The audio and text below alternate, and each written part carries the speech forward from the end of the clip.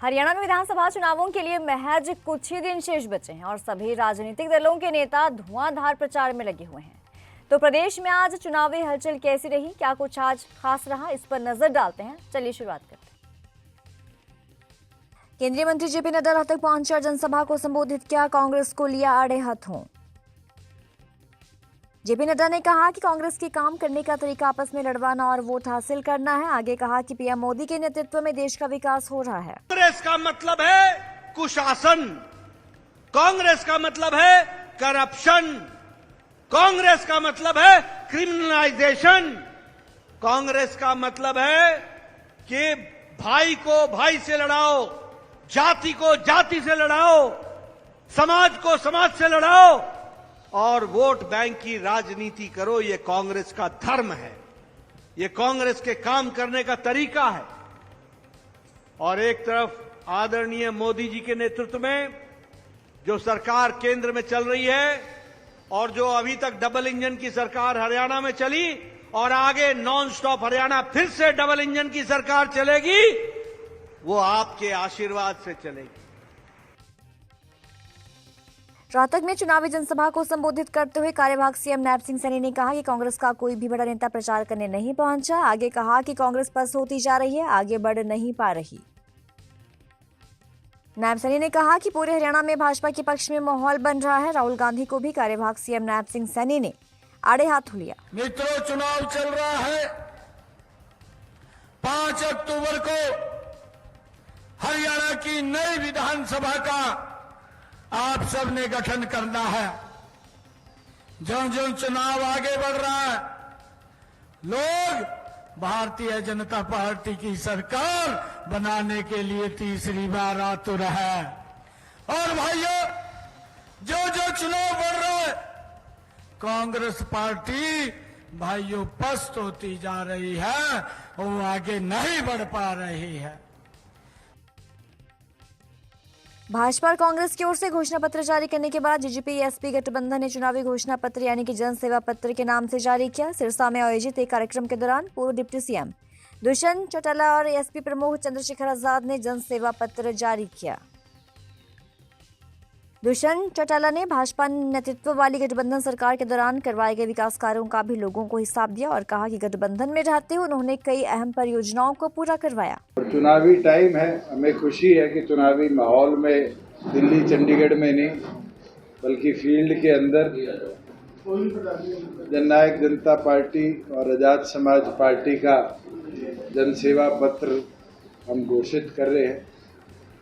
पिछली बार के जन सेवा पत्र की अगर मैं बात करूं तो कई कदम हमने उठाए जिसने प्रदेश को नई राह दी। जैसे पंचायती राज संस्थाओं में महिला को 50% हिस्सेदारी हो और बीसीए वर्ग को 8% हिस्सेदारी सुनिश्चित करने का कानून बनाने का काम किया।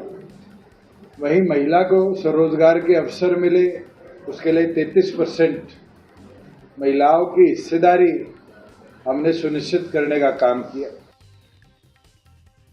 हरियाणा के पूर्व गृह मंत्री और भाजपा प्रत्याशी अनिल विज ने कहा कि कांग्रेस में महिलाओं दलितों का सम्मान नहीं होता। आगे कहा कि कांग्रेस आई नहीं, कांग्रेस गई बन चुकी है। अनिल विज ने कहा कांग्रेस केंद्र से भी उखड़ चुकी है और जहां जहां इनका शासन है वहां से भी जल्द ही उखड़ने वाली है। पहली बात तो कांग्रेस की सरकार आ नहीं रही। जो कांग्रेस आई थी कभी, अब वो कांग्रेस गई बन गई। और दूसरी बात, कांग्रेस में महिलाओं का, दलितों का सम्मान नहीं है और कुमारी शैलजा इसकी खुद भुक्तभोगी है। और कांग्रेस नाम की चीज अब हरियाणा से भी उखड़ेगी, बाकी जगह से पहले उखड़ गई, केंद्र से उखड़ गई, जिन 2-4 प्रदेशों में रह गई, जैसे समय आएगा वहां से भी ये साफ हो जाएगी। चुनाव प्रचार का समय नजदीक आता देख सभी प्रत्याशियों ने अपने लिए वोटों की अपील करना तेज कर दिया है और इसी कड़ी में भाजपा प्रत्याशी देवेंद्र बबली ने भी लगातार ताबड़तोड़ दौरे शुरू कर दिए हैं। शहर में साईं धर्मशाला और वाल्मीकि मोहल्ले में हुई सभाओं में भारी भीड़ देखने को मिली और ढोल नगाड़ों और फूल मालाओं के साथ देवेंद्र बबली का जोरदार स्वागत किया गया। भारी भीड़ देखकर उत्साहित हुए देवेंद्र बबली ने कहा कि वो अपनी जीत को लेकर 1000% आश्वस्त हैं। 36 बिरादरी के लोग किए गए विकास कार्यों के नाम पर वोट दे रहे हैं। 1000% जी आश्वस्त हूँ और आज पूरे सैनी समाज ने आशीर्वाद दिया है। मैं पूरे समाज का, सभी प्रबुद्ध लोगों का आभार व्यक्त करता हूँ। आज 36 बिरादरी एक तरफा चुनाव टोहाना का हो चुका है।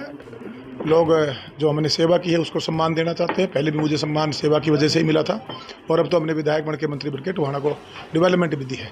मैं पूरे विश्वास के साथ कह सकता हूँ कि जो वोट मुझे पहले थे बोनस के रूप में, जनता का आशीर्वाद मुझे सवाया करके मिलेगा और एक तरफा चुनाव टोहाना में आज आपने माहौल देखा होगा हो चुका है।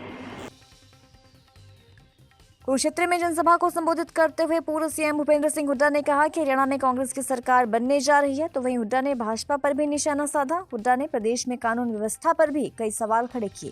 700 से फालतू किसानों ने शहीदी दी और मजबूरन इस सरकार को काले कानून वापस लेने पड़े। ये है हरियाणा, इतनी ताकत है हरियाणा में। तो मैं आपसे कहना चाहता हूं कि मैं सारे हरियाणा में घूमकर आज पेवा आया हूं और इस पवित्र भूमि पर मैं कह के जा रहा हूं कि मैं सारे घूम के मेरा बहुत तजुर्बा है। 36 बिरादरी हरियाणा ने फैसला कर लिया है, अब की बार कांग्रेस की सरकार। बादली विधानसभा से भाजपा उम्मीदवार ओम प्रकाश धनखड़ ने कांग्रेस के घोषणा पत्र पर निशाना साधते हुए कहा कि जनता को कांग्रेस का पहले वाला घोषणा पत्र अच्छा नहीं लगा, इसलिए दूसरी बार जारी किया गया। भाजपा का घोषणा पत्र जन जन तक पहुंचा और हमने अपने घोषणा पत्र में हर वर्ग का ध्यान रखा है। भाई भंडारे में सब्जी टूट गई वो ऐसी ही बात है उनकी, दोबारा में वो सेटिस्फेक्शन नहीं आता, क्योंकि लोगों को देख लिया कि वो सवाद ही नहीं बैठा, लोग छोड़ के चले गए, पत्थर पर से उठ गए, फिर दोबारा बनाने लग रहे हैं। तो वो सवाल दोबारा भी कोई बैठने वाला थोड़ी है। और जिस तरफ बीजेपी का सारा घोषणा पत्र है, संकल्प पत्र है, वो जन जन तक पहुंच गया है और जो है उसने अपना काम कर दिया है। भाजपा उम्मीदवार देवेंद्र अत्री बोले, उचाना के अंदर सिर्फ नेताओं ने सीएम बनने के सपने देखे हैं, उचाना के विकास की किसी को कोई चिंता नहीं है। भाजपा प्रत्याशी देवेंद्र अत्री ने कहा, उचाना विधानसभा के अंदर बढ़ता जा रहा भाजपा का कारवां, लोगों का मिल रहा भरपूर समर्थन। देवेंद्र अत्री बोले, अब की बार उचाना के अंदर कमल का फूल खिलेगा और लोगों के काम भी बनेंगे। पिछले 50 सालों में उचाना विधानसभा को बड़े घरानों के लोगों ने सिर्फ लूटने का काम किया, विकास के नाम पर सिर्फ झूठी घोषणाएं की हैं, धरातल पर कुछ भी काम नहीं हुआ है। ये आपके सामने है सब कुछ, बहुत ज्यादा मान सम्मान मिल रहा है, गदगद है और बुजुर्गों का आशीर्वाद मिल रहा है। लोग 36 बिरादरी के लोग साथ दे रहे हैं, तो मुझे फक्र भी महसूस होता है कि इतना आशीर्वाद मिल रहा है, माता बहनों का आशीर्वाद मिल रहा है। अब जैसे सतबीर बाबू जी हैं, इनके परिवार ने मेरे पर विश्वास किया है और पार्टी के साथ जुड़े हैं, तो बहुत बड़ी, हमारे लिए बहुत बड़ी बात है। देखिए, हम देखी तो परिवार, सबको पता उस परिवार ने क्या मुख्यमंत्री के सपने देखे, जिस भी सरकार मेरे मुख्यमंत्रियों के साथ टकराव रहा, तो इस वजह से और भी जो परिवार था उसने अनदेखी की, जो दिल्ली चंडीगढ़ से राजनीति करते रहे, यहाँ आम आदमी के संपर्क में रहे, जिससे समस्याएं बहुत ज़्यादा अपार समस्याएं हैं, तो उनके लोगों के बीच में जा रहे हैं, पता चल रहा धीरे धीरे सारी चीज़ों। सबसे पहले तो हमारा किसानों के लिए, किसान भाइयों के लिए, बुजुर्गों के लिए नहरी पानी का विषय सबसे बड़ा मुद्दा है हमारा। तो नहरी पानी अगर आएगा, किसान समृद्ध होगा तो देश समृद्ध होगा। इसी विजन के साथ विकसित उचाना को लेकर हम चल रहे हैं और विकसित उचाना का सपना साकार करेंगे। तो 5 साल में सर उचाना की तस्वीर अलग दिखाई देगी। बिल्कुल, मैं 100% आश्वस्त कर रहा हूँ उचाना की जनता को, हमारे बुजुर्गों को, युवा साथियों को, मातृशक्ति माताओं को, एक बार मुझे आशीर्वाद दें और मैं 100% यहीं रहूँगा इनके बीच में और विकसित उचाना का सपना साकार करेंगे। करनाल में कार्यवाहक सीएम नायब सिंह सैनी ने कहा कि कांग्रेस को डर है, ऐसा वातावरण बना दिया है जो मध्य प्रदेश और छत्तीसगढ़ में हाल हुआ था, ठीक वैसे ही हालात हरियाणा में भी होने वाला है। नायब सैनी ने राहुल गांधी को आड़े हाथों लिया और कहा कि हरियाणा की जनता राहुल बाबा से कुछ सवाल पूछना चाहती है और उन्हें जवाब जरूर देने चाहिए। नायब सैनी ने कहा कि हमारे हरियाणा का किसान पूछना चाहता है कि किसानों को अपमानित क्यों किया गया, जब फसल खराब हुई तो उनके लिए क्या क्या। घोषणा पत्र को लेकर भी सैनी ने कई सवाल पूछे। हमारे हरियाणा का किसान ये पूछना चाहता है राहुल से, आप ये बताएं, क्या यहाँ के भोले भाले किसानों की जमीन को लूट करके दामाद को खुश करने के लिए अब भी वहाँ पर उनको खुश किया गया, उनकी भोले भाले किसानों की ज़मीन लूट करके उसके नाम कर दी गई। क्या राहुल बाबा उसके ऊपर कुछ बताने का काम करेंगे? आज हरियाणा के अंदर आ रहे हैं। हमारा किसान ये भी पूछना चाहता है राहुल बाबा से कि क्या किसान का जो फसल का खराबा होता था, 2 रुपये का चेक, 3 रुपये का चेक आपकी सरकार देती थी, उसके बारे में भी बताने का काम करें। इतना अपमानित किसानों को क्यों किया जाता था?